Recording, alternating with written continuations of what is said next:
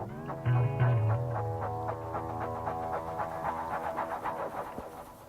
BookTube! I'm here today to talk about Deceptive Authors.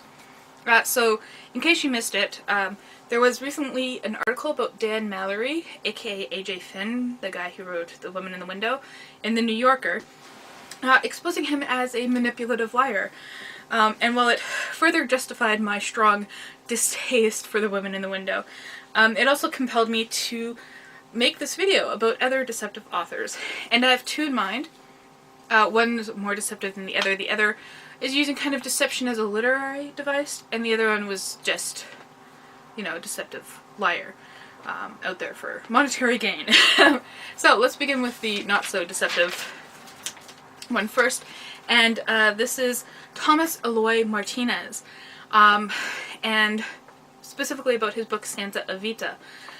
Now, Santa Evita is about the life, death, and what happened to her body after she died of Eva Peron from the Evita musicals, you'll know that from.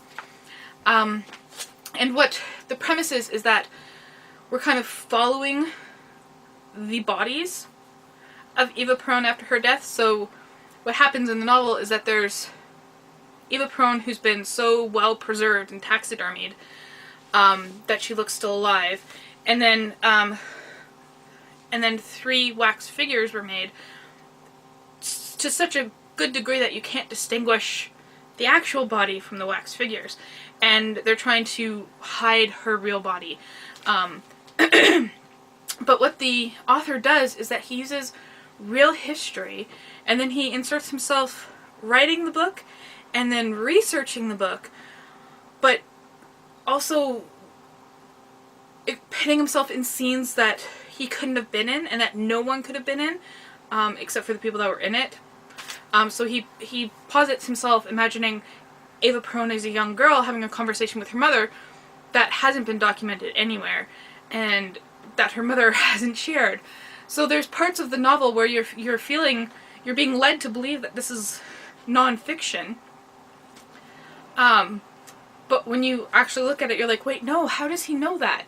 But he's pretending like he knows it. And that's all part of the devices used within the novel. So he's purposely being deceptive. He's not telling you what's non-fiction, what is actually real, and what is fiction. It was such a weird reading experience, because I thought I was learning about Eva Peron, but now I don't know whether what I learned is true or not. So I thought that was really cool.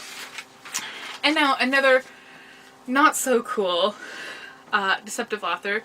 This is Jerzy Kosinski, and specifically the novel The Painted Bird. There's controversy surrounding all of his novels, but specifically I read The Painted Bird and the larger controversies around that and his deception.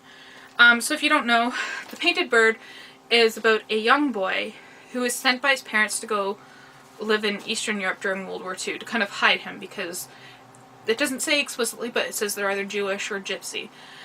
And when his initial guardian dies, he ends up wandering from village to village, and in each village he is relentlessly tortured and abused. And this novel was marketed as autobiographical. As in, it's not completely, non-fiction, but it draws from his real life experiences. So I was reading this and I was astounded. I was like, wow, like, he went through a lot, like, this is horrible. And then there came a mention of certain Russian soldiers, and I was like, how come I never heard of these? And I looked them up, and it led me down this rabbit hole of The Painted Bird and Jerzy Kosinski's lies and lies of omissions around it.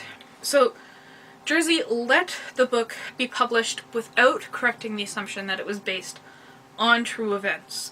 He even initially published it as autobiographical. That was until he was exposed, and it was revealed that his experiences during World War II were actually the complete opposite of the experiences that he said happened to him.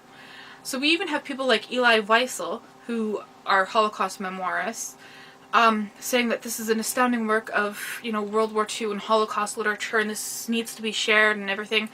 And then it suddenly comes out that Jerzy's family actually stayed together, and moved to a city and were hidden by the Catholics there. There was, you know, like okay, obviously like there's bigger racial issues going on, but within that village they were being protected by the people that he's making out to be villains. And it's just like, whoa, like your experience is totally different. And then there's another layer on top of that. Not only did he lie about it, but there's maybe a chance that he didn't even write it. The main issues around that are, first of all, that he wasn't well versed enough in English by the time this was published for it to have been written the way it was. A lot of people argue. A lot of people say that it was written by editors or translators instead of him. And then other people suggest that it is just plagiarized from other Polish works and works of fiction and collected stories. And it really let me down, because that book would have been really good if it was true. Really horrifying. But to suddenly find out that it's not true and that it's all a lie just kind of made it feel like purposeless. Like there's no point to the story if it wasn't real. It was just kind of like short scenes of torture with nothing happening at the end or anything. Yeah, so that's my video on Deceptive Authors. Let me know if you know of any deceptive authors and their stories. I always like a good controversy. And thank you for watching.